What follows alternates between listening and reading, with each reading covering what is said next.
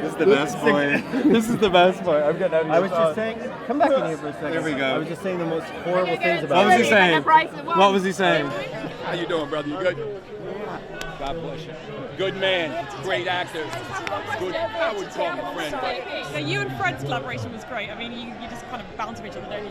Oh, well, that's kind of you to say. I mean, I was totally spoiled by him. He's an amazing actor, incredible scene partner, and I couldn't have asked for anyone better to kind of jump into the insanity with. Yeah, he's great. I mean, why is water wet? Because it's a Ridley Scott film. It's one of his greatest films. It's not built for anything other than the biggest screen that you can possibly see it on.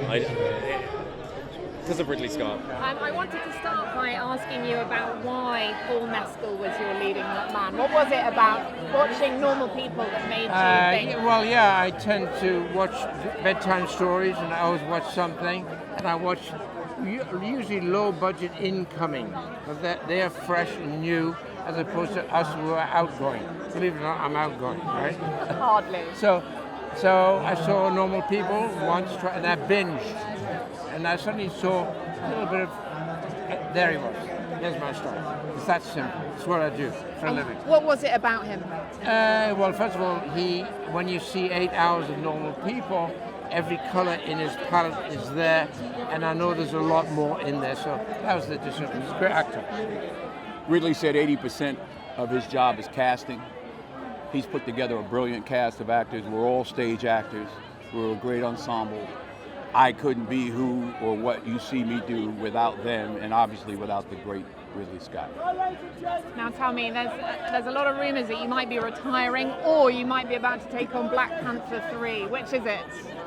Read the papers and believe half of what you see and none of what you hear. And I have a plan. We don't plan to fail, we fail to plan. When we plan, God laughs. So my plan is ultimately up to the man above, and I'm excited about the opportunity to get behind the camera. I'm excited about the opportunity to continue to produce August Wilson's films. I'm excited about some of the filmmakers that I intend to work with. And I'm excited about tonight and playing Othello on Broadway. Bob's, you're on. Oh my God, like, he's even more in a hurry than he was, 25 years ago. He's got more energy than anyone has ever met. And this cast seem really fun. Are they fun to hang out with? Was it fun behind the scenes? Well, I mean, they are a little bit younger than me, so I think they think of me as the mom. So they're always behaving when I'm around, which I find really annoying, frankly. I'd like them to misbehave just a little bit. It's big and epic and huge, and we all overact. So we need a big screen. And what was it like returning to the world of Gladiator? It was wonderful, wonderful. I'm not gonna process this till weeks from now. I'm gonna wake up at home and be like, oh my gosh, that was crazy. So I think my mind is leaving my body. It's a great group, and the way Ridley builds a set is one of a kind. So you really feel like you all lived under these circumstances and experienced Rome together. I'd met Paul before, somewhat briefly, but I knew enough that I would just love him and that he was my friend. And I arrived to Morocco and said, "Where's Paul?" And then I discovered Brick Wall Paul in Malta on the day of shooting. It was literally throwing my. It was like being attacked by a wall. Wow. And I mean, you're a big star, obviously, in your own right, but now you're in a Ridley Scott movie. I mean, Yes. that's a different level. It's a different level for me because I grew up under the influence of his movies. And his visual authorship, I think, is so imprinted into my mind and my heart that it has, I kind of see things the way that he does, or I imagine my world in the tableaus that he's given me growing up, and he's the only director. This is the best point. This is the best point. I'm getting out of here. I was just saying, come back in here for a second. There we go. I was just saying the most horrible things about What was he saying? What was he saying? We were just talking about your nickname, Brick Wall Paul. I said that working with you was like being attacked by a wall. And on that note, scene. See you later. I love you. See you later. He sucks. So tell me, we're talking about the tableau So of Ridley Scott. I was going to say that he's the only director that has 3 movies. I'm a nerd who makes top 10s, top 20s, top 50s. And he's the only director that has 3 movies in my top 10. Okay, and which are? Thelma and Louise, Blade Runner, and Alien. And so, but he's becoming increasingly known for his sumptuous spectacle of movies. And I mean, this in particular. What is it about Rome in particular that we all just find so fascinating?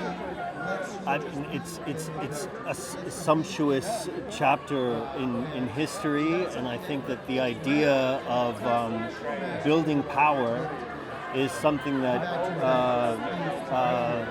humanity is obsessed with, and it's such a perfect reflection of that, and the rise and fall of power in such specific ways, and also I think that there's like a way of looking back at a real time in history that is sort of. It isn't fantasy, and yet it has the impression of this sort of like epic, theatrical, bloody, beautiful, dangerous time, and the stories that come from there are frankly fascinating. At least we build them to be in our minds. I wanted to ask you about your accent in this. How easy was it to have the accent, and do you slip back into the Irish accent at times? No, I don't. I don't know. That's for other people to decide. I find like accent work. I like working with accents. Yeah. And how is it to work on something this big a scale? I mean, is this something that you want to keep doing now? These massive scale projects? It depends on the director. If Ridley wants to have me in films of this scale, absolutely. But I want to do theatre and I want to do everything else in between. Are you a socks and sandals guy? Yes or no? I can be if the mood strikes me. If the mood strikes me. Would you do socks and sandals? What do you think about socks and sandals together? No, I think I've mentioned this before. I find that an absolute no-no. I'm very pro socks and sandals. Strong. I've said this before. I'll go on the record again. I love socks and sandals. You're not on a red carpet though. I don't know. It's been some red carpet. I didn't do it tonight, but yeah. Maybe not when the King's around, but on another night, sure. Let's be respectful. Yeah. I think it's all right if it makes some people happy. I personally wouldn't do the socks and sandals. Was that diplomatic enough? That's really diplomatic. That was, yes. Yeah, cool. You haven't offended anyone. Firmly on the fence there, where I like to be.